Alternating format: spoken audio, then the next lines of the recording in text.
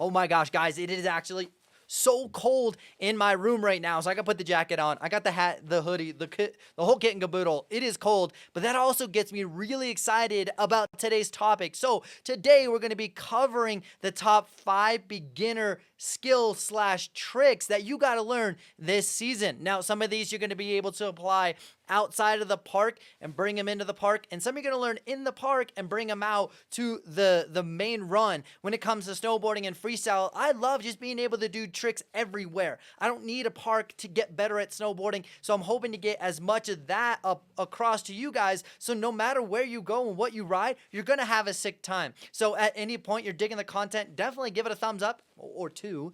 Give it a thumbs up, as well as subscribe to the channel. I do put out content every single week that is dedicated to making you more awesome at snowboarding. So make sure you're subscribed, put that little bell notification on, the little pop thing, and so you can always find your way back to the content. So let's dive right into today's topic of learning new tricks. Let's go. All right, so the first thing that we're going to be talking about today is the ollie. Now, this is a fundamental skill slash trick that everyone needs to have. Now, if you already have an ollie, stay tuned to the video because there's going to be some stuff that may actually help you learn how to ollie higher or better. And if you've never ollied before, we're definitely going to be breaking this down. So when it comes to ollieing, essentially you want to use an ollie when you're not getting assistance from the ground, such as a jump or a side hit. Let's say that there's like a dog running across the run and you got to jump over him. Actually, a true story. Yes, this guy was throwing his frisbee across the run and I was going down. Okay, so more of the story is I didn't have a jump to jump over the dog. I had to generate enough loft and enough air without that. So an ollie essentially is utilizing your board, creating pressure on your board and decambering it so that your board wants to snap back, but then you're also utilizing your body. So you're combining the performance of your body and your board together to get some air time. So that's what we're going to be discussing first.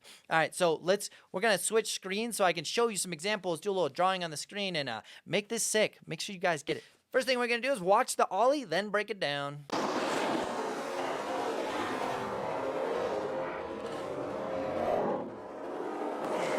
So what you saw there was I was able to really utilize the board and my body to get a decent amount of amplitude off the snow. And you can see there's no jump, there's no bump, there's nothing helping me other than me and my board. So let's start from the beginning. A couple things that we really want to pay attention to, especially when we're new to ollieing or catching air, is understanding the body positions that are going to make this easier slash way more awesome. So you're going to notice the first thing is that my shoulder, my eyes, my hip, and my board are all pointed in the same exact direction. This is extremely important. Essentially, if your lead shoulder is open at all, let's say it's open about 25 degrees, as you get in the air, your lower body is actually going to match the angle of your board, so you're going to all rotate about 25 degrees. So if your shoulder, hip, and knee are all pointed down the same direction, you're going to be able to go up and back down seamlessly without having to rotate or go to your heel edge or turn at all. And that's the first thing, is make sure you're in a stacked position. Now, after that, what I like to do is shift my weight forward a little bit. So you're going to notice that my belly button is closer to the front binding. So I shift forward, allowing me to get momentum as I shift in the opposite direction. I'm shifting backwards. As I shift backwards, I'm allowing my arms to swing up, my chest to go up. I'm extending this foot, and then I'm going to do like what is a modified a wheelie. Essentially, I'm bringing the nose of my board up in the air so that I decamber the board. As I decamber the board, notice how much pressure is being placed on the end of your snowboard. That is what we're looking for. After that, I'm going to really exaggerate where I take off on my board. I like to take off really late so that I get as much out of that board as possible. When you're just starting this, it's totally fine just to start small and just go a little bit, but start to build that confidence and that trust in being able to pressure your snowboard more and more. As I pressure that snowboard, I'm going to extend my back knee rapidly to give myself a little extra oomph as it goes into the ollie or as I go in the air. I cannot rely on solely my board. It's got to be a combination of both. After that, once I'm in the air, you're going to notice that my nose is really high, but my tail is not. So what I need to do is I need to match my back knee and get that board even. Now, when I do that, it does two things. One, it puts me in a position that makes it a little bit easier to land because I'm more centered. No, I'm not perfectly centered yet, but notice that I'm getting centered. Also, look how much distance there is between the board and the ground. Simply by bringing that nose up and having your tail match, all of a sudden it looks like you're going massive. And that's a really good thing for if you're trying to ollie over a dog or a tree, a tree that's laying down, or it's a rock in the ground, and at the last minute, you're like, you got to ollie over that. So being able to bring your knees up makes it look good, but also it's very functional. So fashion and function. After that, I want you to watch how my hips shift forward just a little bit, and I get myself to be centered. Now, right before I land, notice that I'm relatively centered, and the closer I get to the landing, the more I'm centering, and then I land with nearly both feet at the same time. Oh, hey, I don't know what that was, but let's go. I think it's a subscriber. It's really important to have both feet land at the same time so that you can absorb the impact between both knees. I used to dislocate my back knee because I would literally land 80% of my weight on my back foot, and then my knee would go blah. So not sick. Get back in this position. This position's awesome. Also, as we talked about in the beginning, notice that my shoulders, my hip, and my board are all pointed in the same direction. I haven't spun. I haven't rotated. That allows me to land back on my board. Like easily, like smoothly. I'm not falling over. I'm in a really good balanced position. I can just do it. I'm just chilling. I'm riding away. Boom. So when it comes to this ollie, you can already tell there is so many fundamental skills that you need, including timing, intensity of your movements, body positions, and being able to absorb. So there's so much going on. Now, when it comes to this stacked position, there are times you want to have shoulders open or closed. There's certain situations where you want to have the ability to go in and out of that. But for this specific example, you want to be in that classic athletic position, which is shoulders, hips, and knees, and being able to be stacked, right? So we are going into the trick stacked, staying stacked, landing stacked, but I just want to kind of, as an asterisk, there are so many different body positions that you got to adjust and adapt to with certain tricks, certain terrain, and your certain outcome. But for this specific example, we want to stay stacked. Now, let's keep the ball rolling. We're actually going to go into a nollie. What a nollie is essentially the same thing, but we're pressuring our nose of our snowboarding to create loft. And I want to see you guys have the ability to move forward on your board, backwards on your board, so that you can develop the skills to be able to adjust constantly. Now, if we're going through moguls or trees, you may have to shift forward, you may have to shift back, but this will teach you how to do that better. Let's get started. Let's get into it.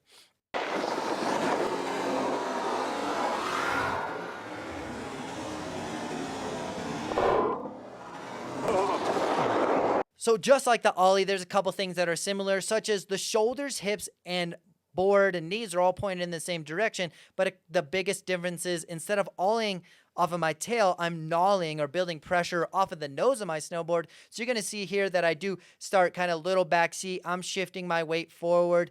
I'm now shifting my hips specifically towards the nose of my snowboard, and I'm decambering that snowboard. Look how flexible this board is getting. This is a Burton Custom. It's pretty stiff, but I'm able to utilize my body to get the board to flex in the right way. And now I'm extending my lead knee to give myself that extra little oomph to get in the air, and I'm releasing all that pressure and I'm popping. Once I'm in the air, I'm trying to get my lower body to get underneath my center of mass. So you're actually going to see my knees swing underneath my belly button, allowing me to get back in that stacked position. Now, notice how stacked I am in this position. I'm able to absorb the impact with both of my knees at the same time. My knees are out, my chest is tall, and I can handle that impact pretty easily. It's pretty cool. So if you guys are looking for a challenge beyond an ollie, try a nollie. Start small and progress your way up. I'm going to interrupt really quick and let you guys know that I have released an iPhone case. Now, this is just not an iPhone case. It is an iPhone case dedicated to making you more awesome at snowboarding. So what you can do is you can pull this out and you can get inspired. Hey, I don't know what to do today. Well, you can work on learning a new grab. Or let's say that you're grabbing your snowboard and you don't know what it's called. Well, just whip out your phone and figure out what that name is. Also, it's kind of sick, looks cool, and lets everybody else know that you're a snowboarder. So if you guys want to pick up a phone case, go ahead and look in the description below. There's two different versions, which is going to be more of your sleek kind of iPhone case, as well as a heavy duty hardcore case. So go ahead and check those out. And there is goofy and regular versions with this case too. Okay. Now let's go back to the movie. The next skill that we're going to learn is how to pop. Now this is very useful when it comes to side hits or jumps in the park where you have the ground or the terrain is helping you get in the air. Pop is very important. Now let's define what a pop is compared to an ollie or a nollie. Essentially, a pop is a 2-footed extension off of the ground. Remember, an ollie was 1 foot, then the other, and a nollie is the opposite, but it's a distinct 1-2, where this pop is going to be extending at the same time. This is very useful and practical for jumps, especially down the road when you want to start spinning 180s, 3s, 5s, 7s, 9s, and 10s. You want to pop off of a jump, not ollie or nollie. Pop. So let's dive into the mechanics.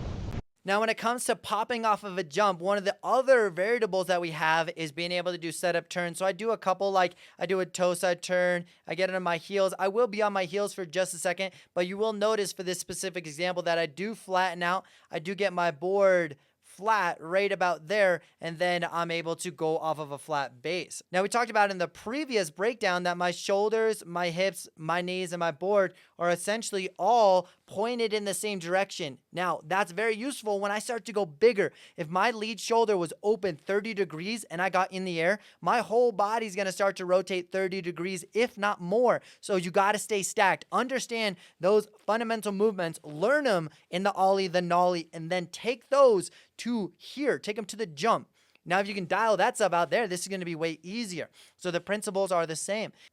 In addition to the body positions, you're going to notice that my eyes are looking straight out and that my knees are bent. As I ride up the jump, you're going to notice that my knees progressively extend, and as I push down on the ground, it's going to allow me to go up in opposition, right? And the harder I push, the more I'm going to be able to go up. But if you're progressively extending it, it allows you to control a little bit more.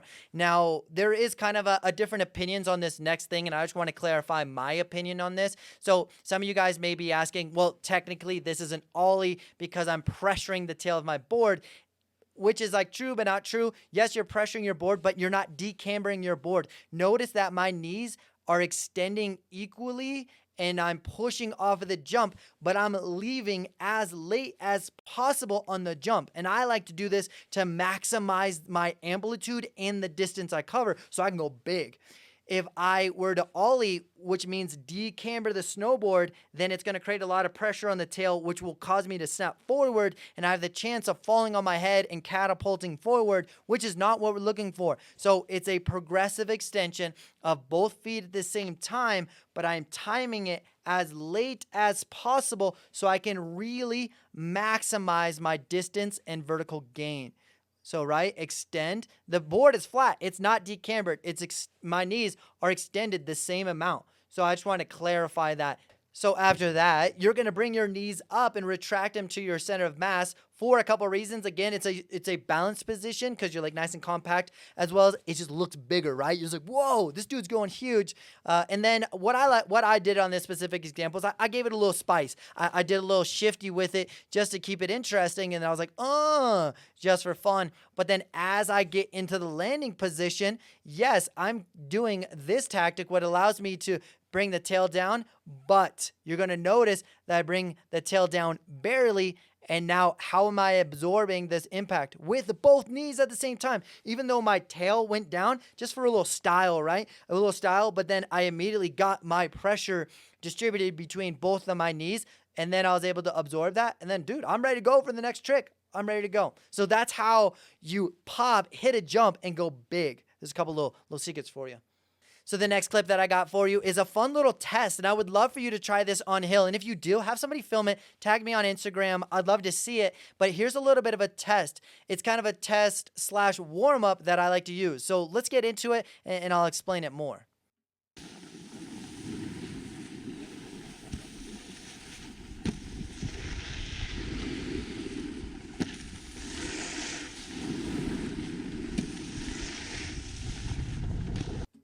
All right, so what we have here is, are your body positions on point to be able to do this sequence of moves? And maybe you've never tried a couple of these tricks, so let's talk about them. So the first one is, how is your squat? I like to be able to squat down and see if I can stay flat base. So I'm keeping my chest up, my eyes up, and I want to go down flat base and then go up flat base. And you're going to notice that I stay flat base because in the snow, it's flat. If I would have an edge mark, then I know that I'm on an edge. After that, I would like to do a tail press. Can I shift my weight back, right? This is a modified version of an ollie. Imagine this is an ollie without actually catching air. It's kind of sick. So tail press, you can use this on rails. You can use this on boxes. It's a really sick trick. So after doing that, you're going to simply do a nice ollie. We've already talked about it, so I don't want to get super in-depth in that. But nice little, right? A little ollie. But what's after an ollie? What if I tried to step it up a little bit and actually do a grab? Oh, wouldn't that be sick? Okay, so what's cool about this is you can test your ability to get in the air, grab your snowboard, and land while staying in the position that allows you to land, right? If I was leaning too far over or I'm way too far back seat, I'm most likely gonna, slide out or slide out. But here, with this example, you're gonna notice that I pressure that snowboard again. I bring that nose of my board up, but this time I'm already getting my backhand to reach between my bindings. As I'm going up, I'm gonna reach down. Right there. Boom. And it's not a grab. I would say this is more of a tap, which is totally fine, right? Tap it, but notice body position. Boom, boom, boom. It's even. And then I can let go, absorb the impact, and then move on to the next one. The next trick we're going to learn is actually a nose grab. And some of you guys may be intimidated by this, but I trust me, after you see this, you're going to understand why the nose grab is actually really awesome for you to do. So imagine we're doing an ollie. We're building that pressure of our tail. We're bringing the nose of our snowboard up. Well, wait, hold on. Look how close my hand is already to the board. And my hand's straight out. I'm not even trying to grab. So what I want to do next is bring this knee up just a little bit more. And then I want to take my hand and I'm going to reach for the nose of the snowboard. Just like this. Boom. So now, as we break this down, look how, achievable this is. All you got to do is really exaggerate bringing your nose up. You're going to have this knee kind of go across your body. And then, look, you just grab your snowboard. And we've already done the ollie. All you got to do is to have that nose come up further and reach for it. Now, just this is a little side note for you guys. We are trying to grab the tip of the board, not necessarily the side. That's not as awesome. You're trying to grab the top of the board so you know it's like, ooh, we got this. So far, we have learned the ollie, nollie, pop, nose grab, and I think the next logical thing is to work on our tail grab. So these can be considered beginner or intermediate grabs, just because for some people it's going to be really easy, for other people it's going to be really challenging, but I want to expose you guys to a challenge, right? Because I want to see you guys become more awesome at snowboarding. So let's break down a tail grab, and then I got a little bonus I think is very important, but you will probably overlook it. So let's break this down.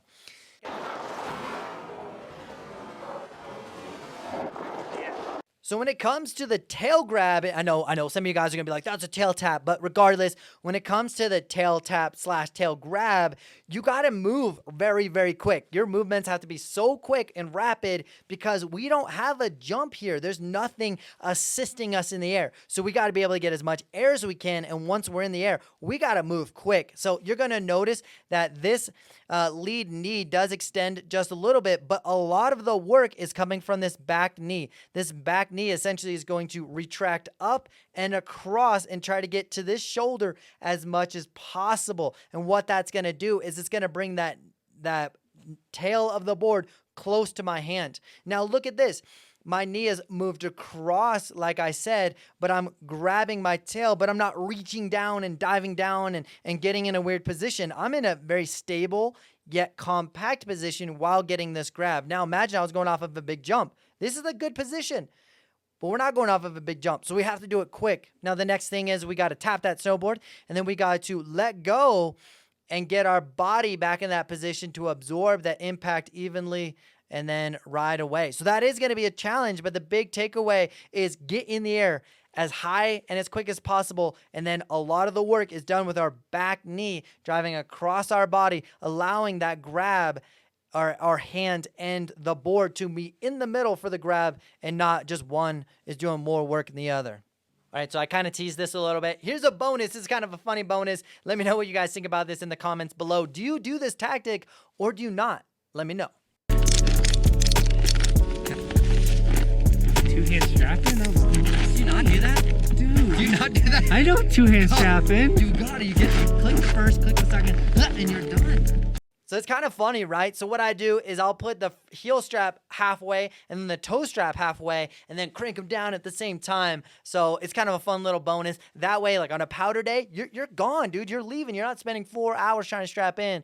That's kind of sick. Would you guys like me to break down how to strap in not sitting down? That's definitely a thing that I feel like a lot of people need to know and could really benefit from. So on that note, guys, we're going to end that there. That's been a sick breakdown. It's still freaking cold in my room, so I'm going to go turn the heater on. So I'm going to go, but I hope you guys can keep progressing and keep killing it. We'll see you next time. Woo!